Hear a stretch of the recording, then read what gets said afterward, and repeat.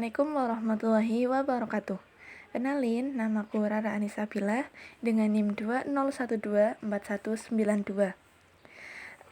Saya akan menjelaskan terkait dengan metodologi studi Islam guna memenuhi tugas mata kuliah metodologi studi Islam. Jadi, dalam metodologi studi Islam itu ada beberapa subbab pokok yang nantinya akan saya jelaskan.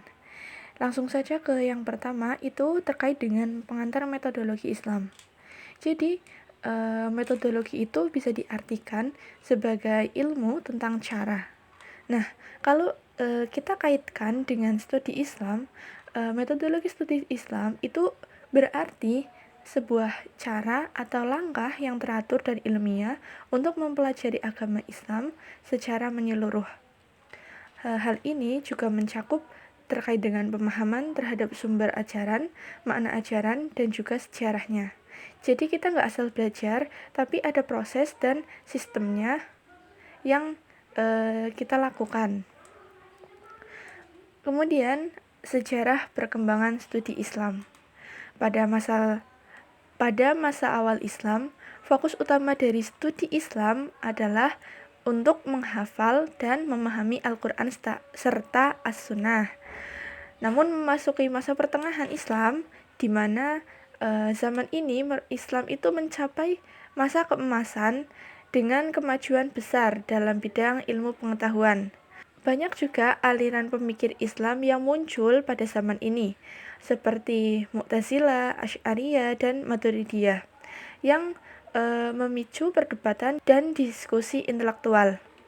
Sementara itu, pada masa modern dan kontemporer, studi Islam itu mengalami modernisasi dengan pendekatan ilmiah dan praktis, sehingga muncul berbagai cabang ilmu Islam seperti sejarah Islam, sosiologi Islam, antropologi Islam, dan ekonomi Islam. Kemudian ada agama dalam kehidupan manusia. Agama itu bisa dipahami sebagai ajaran atau hukum yang diwariskan dan menjadi pedoman hidup suatu masyarakat. Lalu, mengapa manusia itu membutuhkan agama? Jadi, ada dua alasan utama mengapa manusia itu membutuhkan agama. Yang pertama, manusia pada dasarnya adalah fitrah, memiliki kecenderungan untuk percaya kepada Tuhan dan mencari kebenaran. Kedua, manusia itu memiliki keterbatasan dalam memahami hal-hal yang bersifat metafisika, sehingga manusia itu sangat memerlukan sebuah agama. Selanjutnya, karakteristik dimensi ajaran Islam. Jadi teman-teman, karakteristik ajaran Islam itu mencakup banyak bidang kehidupan. Dalam agama, Islam itu mengajarkan toleransi dan menghargai perbedaan. Dalam ibadah, semua aturannya itu sudah tetap dan harus dijalankan dengan tunduk. Juga banyak dari bidang-bidang lain seperti akidah, ilmu dan budaya, pendidikan, sosial, ekonomi, kesehatan, politik, pekerjaan, ataupun disiplin ilmu. Nah, Islam itu berkembang sebagai sebuah disiplin ilmu yang mencakup seperti hadis, tafsir, hukum, dan lain sebagainya. Penelitian agama dan penelitian keagamaan. Jadi penelitian agama artinya itu kita meneliti isi atau ajaran agama itu sendiri. Misalnya nih, seperti hukum, doktrin, ataupun sabda Nabi. Maka penelitian seperti ini itu membutuhkan sebuah metode khusus yang sesuai dengan ajaran agama. Contohnya, bisa menggunakan metode usul fikih untuk menggali hukum Islam, ataupun ilmu hadis untuk menilai keaslian sabda Nabi. Sedangkan penelitian keagamaan itu berfokusnya itu pada bagaimana sih agama itu dijalankan dan terlibat dalam kehidupan masyarakat.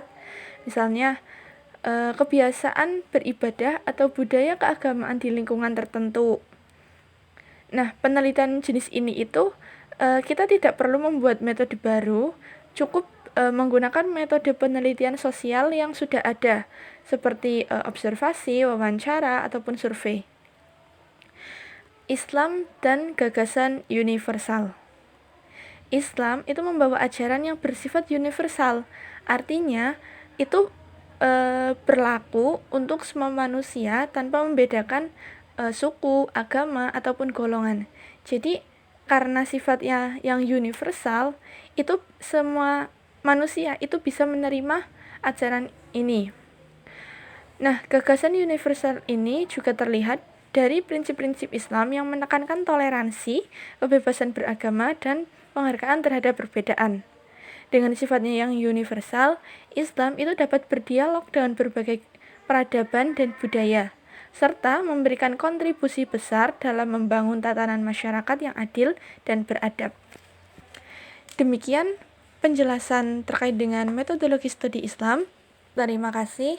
Wassalamualaikum warahmatullahi wabarakatuh.